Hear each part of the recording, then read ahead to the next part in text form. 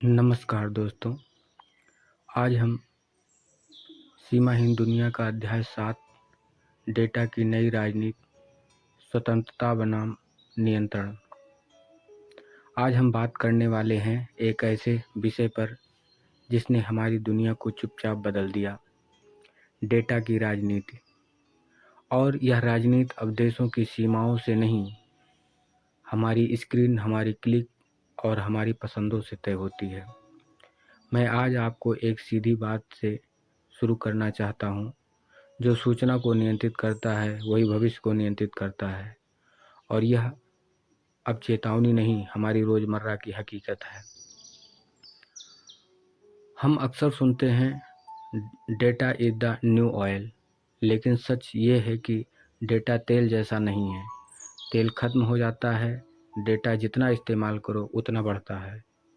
और सबसे महत्वपूर्ण बात, तेल धरती से निकलता था, पर डेटा हमसे निकलता है।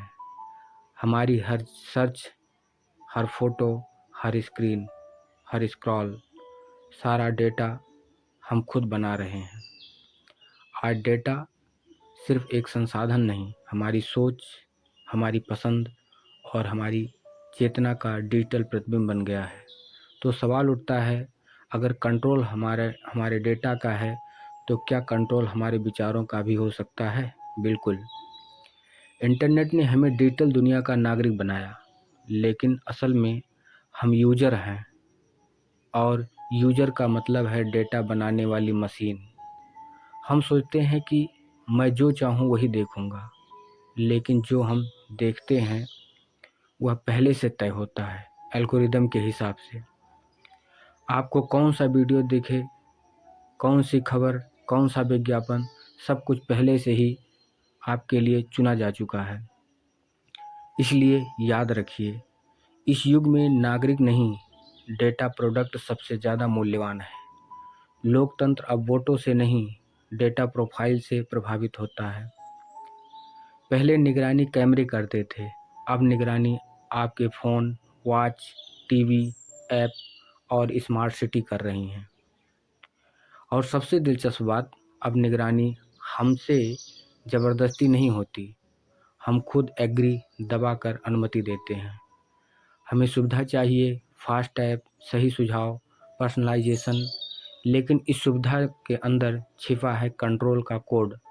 धीरे धीरे हमारी पसंदें हमारी नहीं रहती, हाँ, वे हमें सुझाई जाती हैं। स्वतंत्रता अब विकल्पों का विस्तार नहीं, विकल्पों का भ्रम बन चुकी हैं। राजनीति ने ये बात बहुत जल्दी समझ ली कि अब जनभावना भाषणों से नहीं बदलती, डेटा से बदली जा सकती है। आज चुनाव में माइक्रो टारगेटिंग होती है। हर मतदाता को अलग संदेश भेजा जाता है, किसी को डर दिखाया जाता है, किसी को उम्मीद, किसी को गुस्सा। मतदाता अब नागरिक नहीं, मनोवैज्ञानिक प्रोफाइल बन चुका है। राज्य, कंपनियां और डिजिटल प्लेटफॉर्म तीनों मिलकर एक डेटा संधि में बंध चुके हैं। उद्देश्य सरल है, आपको समझाना नहीं, आपको निर्देशित करना। निजता अब सिर्फ तकनीकी विषय नहीं है, यह गरिमा और स्वतंत्रता का प्रश्न है। जब आपको पता हो कि मुझे कौन देख रहा है, तो आप अपने व्यवहार बदल देते हैं। और यही सबसे खतरनाक है, नियंत्रण अगर नज़रों से नहीं, मन से शुरू हो जाए। आज दुनिया दो हिस्सों में बट रही है, जिसके पास डेटा छिपाने की क्षमता है और जिनकी ज़िंदगी एक खुली किताब बन चुकी है। इतिहास हमेशा दो शक्तियाँ टकराई हैं, स्वतंत्रता और नियंत्रण।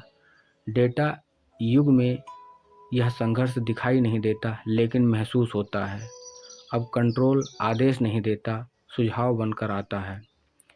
हम सोचते हैं कि हमने फैसला लिया, पर असल में फैसला पहले से हमारे लिए चुना जा चुका था। तो सवाल यह है कि क्या यह नई स्वतंत्रता है या नियंत्रण का सबसे उन्नत रूप? समस्या का समाधान नियंत्रण नहीं, पारदर्शिता है। हमें ऐसी डिजिटल व्यवस्था चाहिए जहां व्यक्ति अपने डेटा का मालिक हो, वह जान सके डेटा कहां जा रहा है, चाहे तो उसे रोक सके, चाहे तो मिटा सके। जब नागरिक के हाथ में ही उसका डिजिटल स्वामित्व होगा, तभी असली डिजिटल लोकतंत्र बनेगा। इसके लिए हमें चाहिए नई नीतियाँ, डिजिटल नैतिकता और सबसे ज़रूरी डेटा साक्षरता। अज्ञान ही सबसे बड़ा डिजिटल हथियार है। हमारा लक्ष्य यह नहीं कि हम डेटा से डरें, बल्कि यह कि डेटा हमारे नियंत्रण में रहे, मनुष्य के पक्ष में काम करे।